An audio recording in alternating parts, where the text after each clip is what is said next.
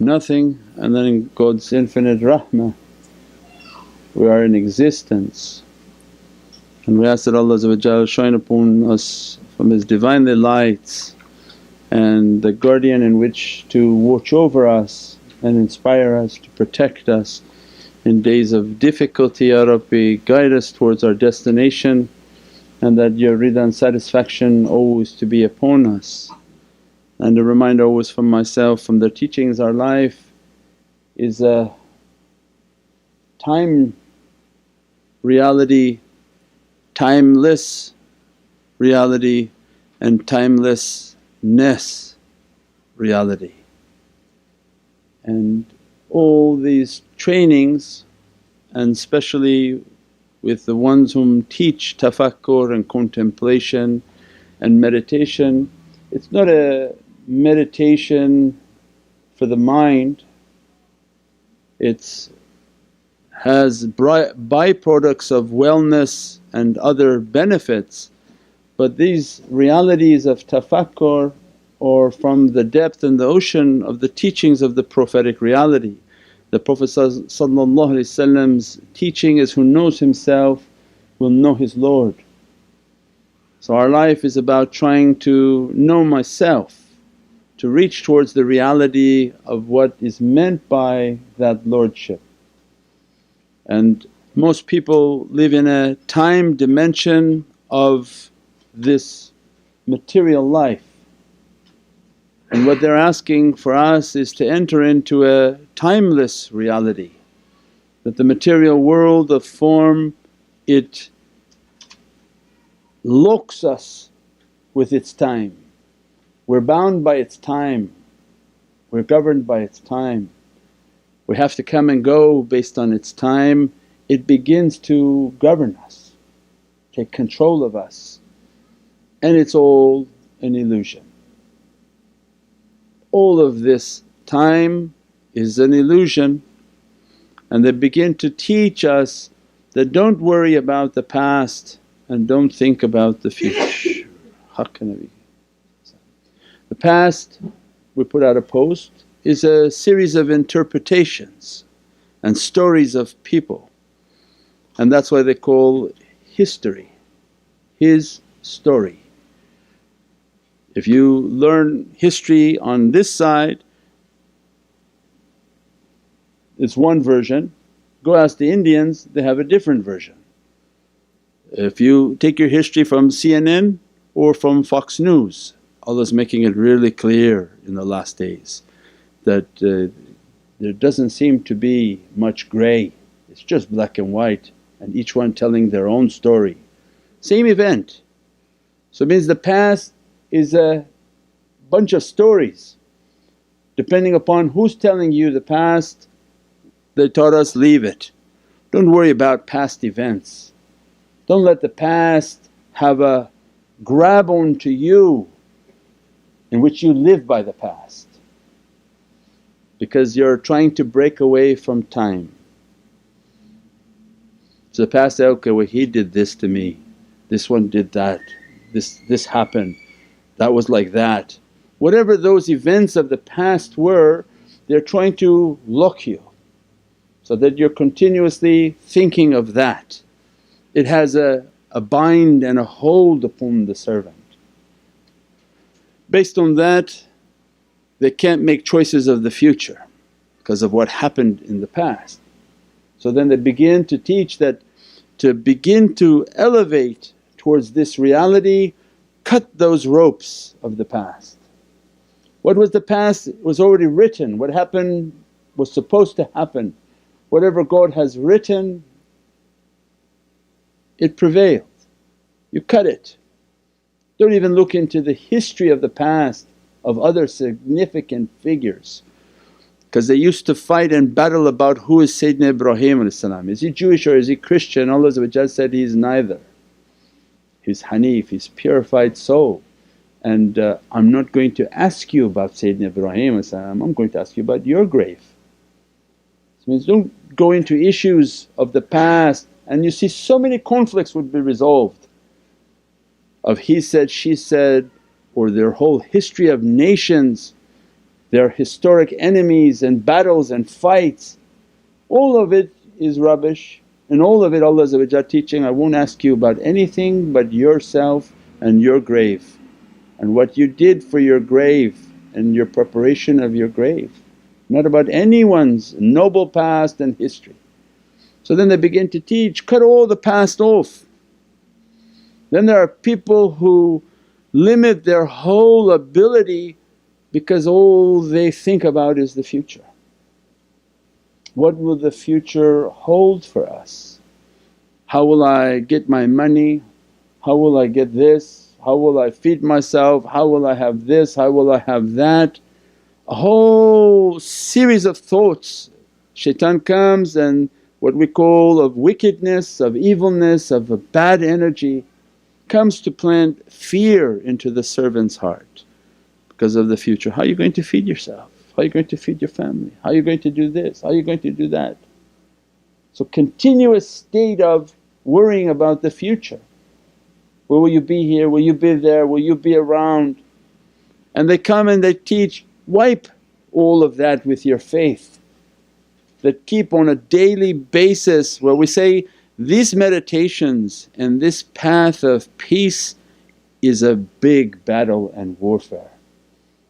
Not the fighting against people, because Prophet taught that that fighting and that struggling and accompanying a Prophet of God, which is necessary because a Prophet of God has a message in which to deliver and no one can stop it. But neither you nor me are a Prophet of God and we have no message to deliver. The only message to deliver is to myself. And Prophet was teaching his companions, now that my job is finished for that, you have a greater battle lying ahead of you. Greater than all of these fights is the fight against yourself. So then the people of contemplation, they understood the depth of that reality, or at least they are moving towards understanding what Prophet wanted for them. That this battle of the self is not an easy battle. It's not something to be underestimated. At every moment you have to fight for peace. One of the great oxymorons of our language. You think that you just say, I want peace, and you're going to sit by a tree and peace comes to you. It's not like that at all, because as soon as you want to sit by the tree hits you. Everything comes at you that don't have peace. A phone call comes, an email comes, somebody come rushing to ask you a question, because the nature of this material world is to keep us busy and distracted. So peace doesn't come by just merely wishing it to be. Peace, what Prophet described, is the great battle, the jihad al-akbar, the great struggle against yourself is the greatest struggle, to struggle for peace. One, to cut off all my thoughts of the past and all the harms of the past and all the people and places and things of the past, of which are trying to grab a hold of me, trying to occupy a space within my mind and within my heart. And it usually rents space for free, just occupies all your thoughts and they're not even paying you. If they paid it would be better, at least you got something coming in, you're giving it all for free. So it's continuous struggle, I'm not going to think about it, it's not of any importance. And that becomes the reality of Islam, and Islam in the English language is taslim and submission. How to submit my will to God's will, and how Thy kingdom come, Thy will be done on earth as it is in heaven. It was all the same through all the Prophets, there is no difference. How to bring God's will from His kingdom of the heavens, which is in complete submission, onto this abode of Satan, this earth in which everything is busy and distracted. So that Divine will to come into my heart is a continuous struggle. Cut everything from the past, whatever happened was written to be happening. And taslim comes and Allah wrote it, God wrote it, what can I do about it? And then continuous reminder to myself, it's just written, it's just written, it's written, because the whispering of the whispering one is continuously throwing into the ear, don't forget it, Don't forget the past, because if you can't forget the past it will influence all your future moves. Big difficulty. If you can't cut the past it will influence all your future moves. So then it's a continuous struggle every night, everything from the past, my Lord I'm asking to wipe it clean from my mind and from my heart. And everything I'm thinking of the future, take away my fear, take away all my fears and bring my taslim and my submission, bring your reality into my heart, and that becomes the great struggle for faith. Faith is not something somebody says, I have faith. You ask 90% of the room and say, do you have faith? They say, yes we have faith, thank you Shaykh. No, faith is a event in your life, a light that enters into the heart that God gives after a great struggle. That a great struggle has occurred. He said, do you think you're going to believe without struggling like those who came before you? That we tested them with their lives, with their family, with their wealth and with their possessions. If you haven't been tested like that then yet faith has not entered into the heart. And this whole struggle of cutting the past, meditating, contemplating, understanding my whole life is about testing. And then, my Lord please send light into my heart, more and more of your Divinely love into my heart so that my fear of the future begins to subside. And when that faith begins to enter into the heart, it's a light that shines through your heart. What makes this life so difficult about the future is because it's unknown. So it's like entering into a room that's dark. Nobody wants to walk in this dark room. If I turn the lights off and say, okay walk around, he says, I'm not going to walk Shaykh, I'm going to hit my head on this cabinet, or I'm going to trip and hit my head and die from hitting the table on the corner of my head. So this life is like a darkness. So every fear of the future comes, and the whispering one again comes to whisper the past and specifically whisper the future, to cast doubt into the heart. So it means that those realities are huge on how to continuously ask for faith, that grant me the light of faith. Then they come and they teach, you want the light of faith, praise upon the Divinely Presence and praise upon the prophetic reality. As much as you make a life of praise, hamdulillah wa shukran lillah, means all praise be to God and my thankfulness to the Divinely Presence, and then praising upon the prophetic reality, it begins to send a light into the heart. That light every time it enters into the heart, your path becomes a little bit more clearer. The test becomes a little bit less frightening. That as more and more light is coming, more and more practices are coming, more and more light is coming into the heart, you begin to understand that your life is not so dark.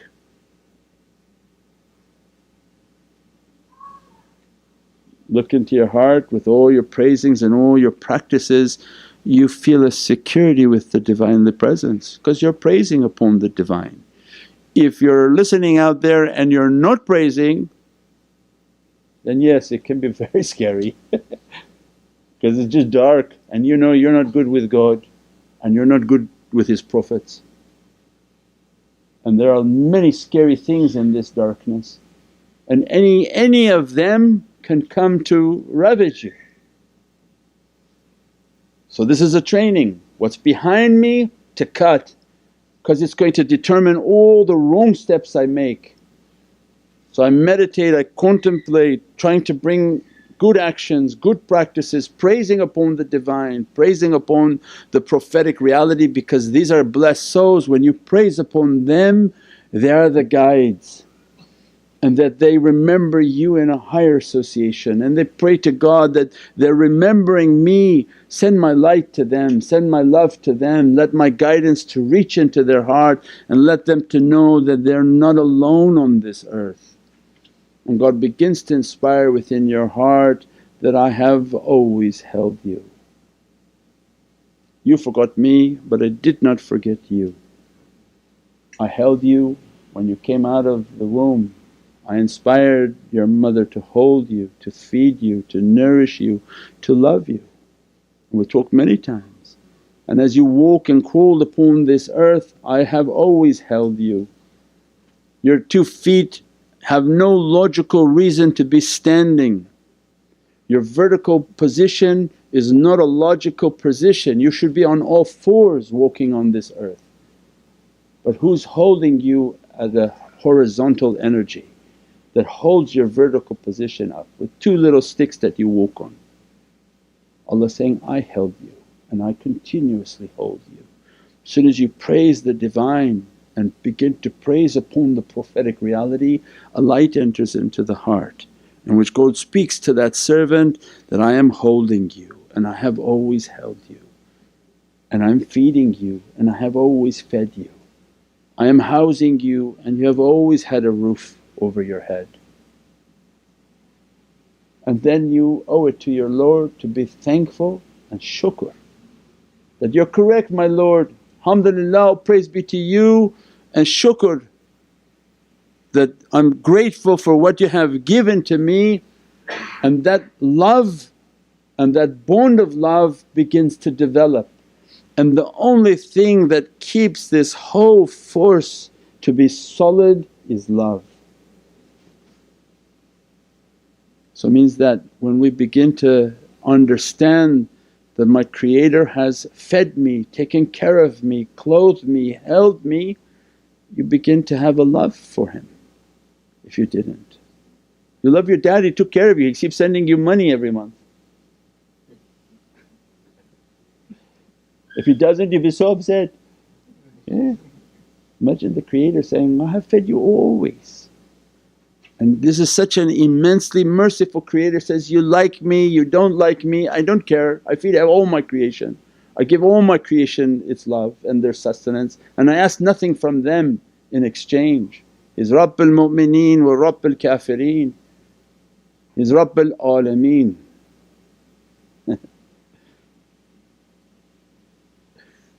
Is immense love from Allah means then you begin to think, Ya Rabbi, oh my God, you are always taking care of me.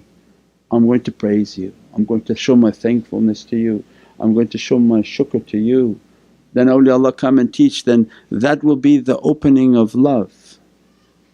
When you begin to love the Divine and love the prophetic reality that, I love you my Lord, I love you my Lord, what's the example that you want from me? What's the example of the best character? He says, I sent you my prophets, read about their lives, read about the goodness of their character.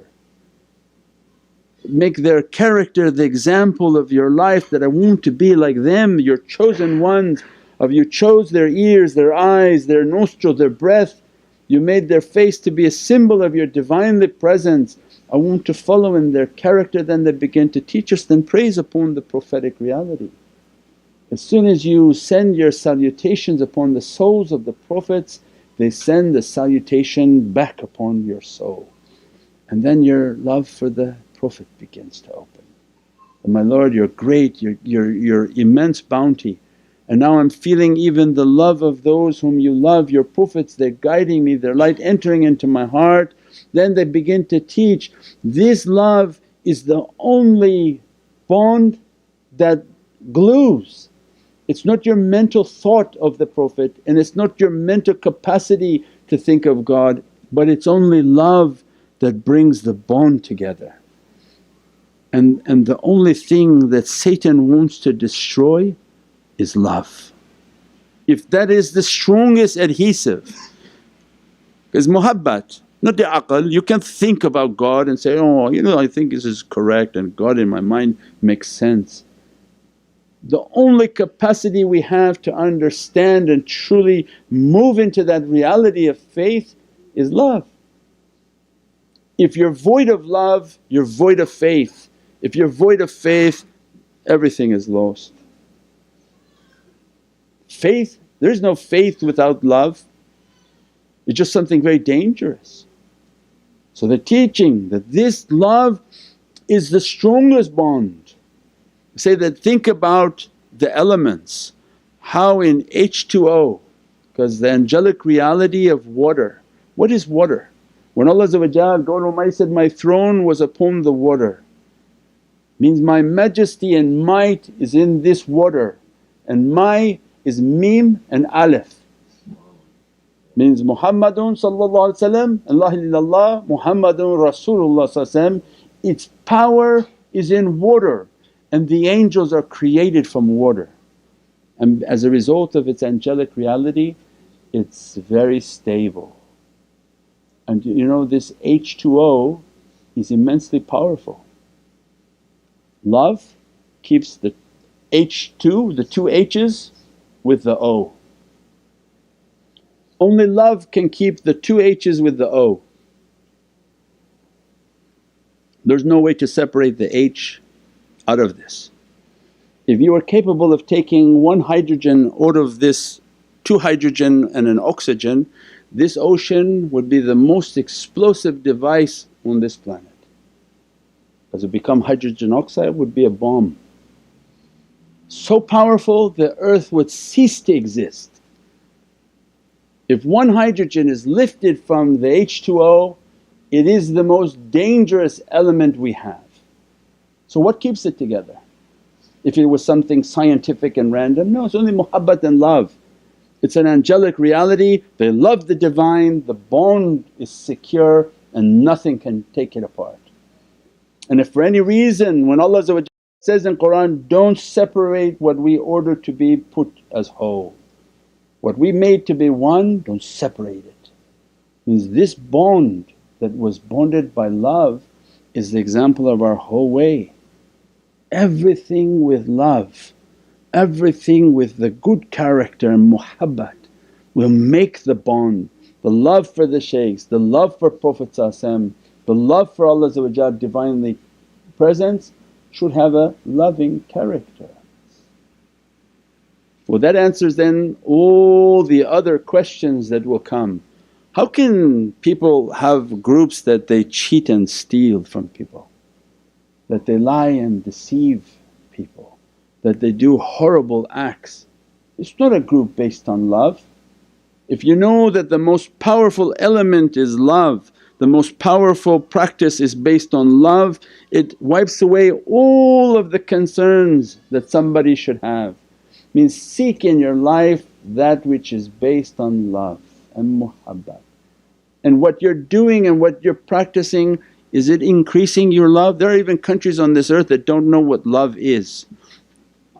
I saw a show about Japan, they don't have the word love in their vocabulary, it's not a word that they use. Very sad, they don't have the word. Christian Homopur was going around and talking about love. She had it was a kooky series, but on this clip she went around Japan and asked about love and said, "No, we don't have that word of love and affection. We have another formal word but we don't use this word." I mean, you took away the most important element of our whole existence is love. You work for what? For the country? You work for the company?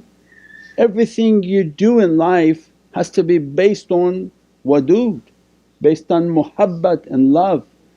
If you take that element away, people don't understand why they should even be existing. And it's not a coincidence in that country they all go to the park and try to hang themselves. They have no understanding of their existence on this earth.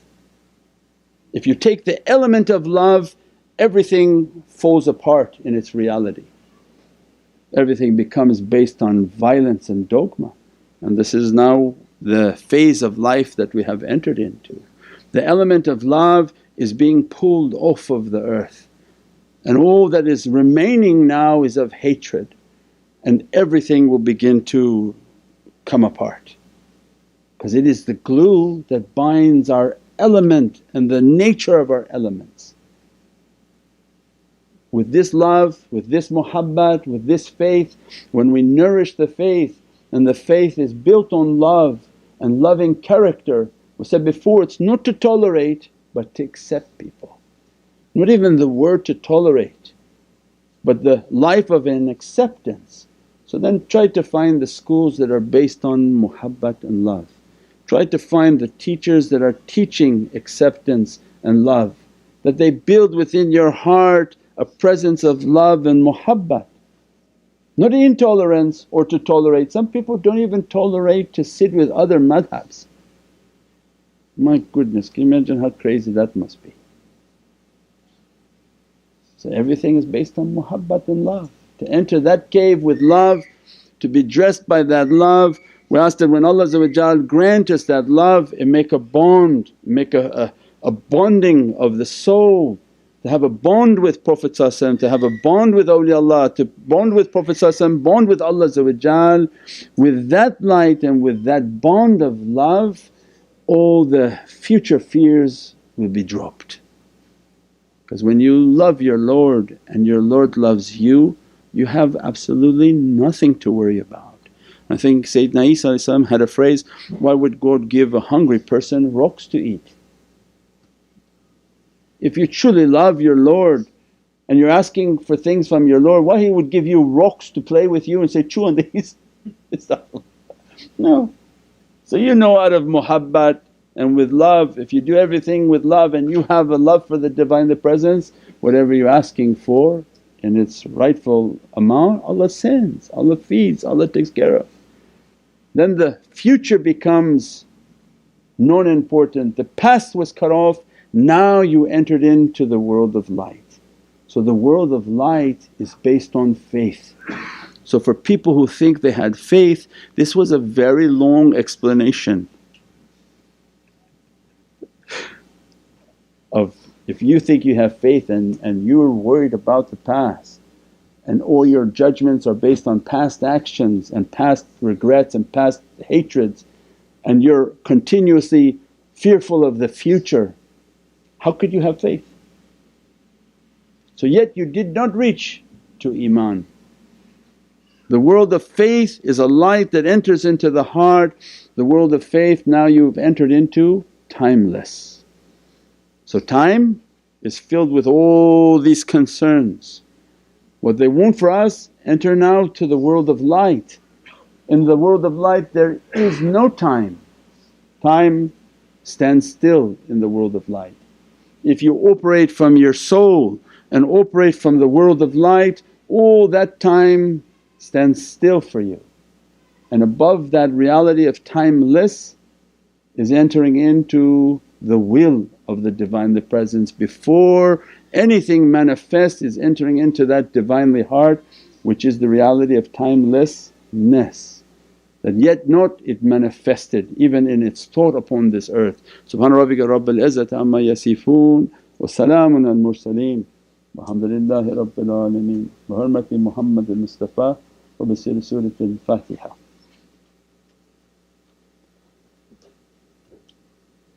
Ameen. Ya Rabbi shukr.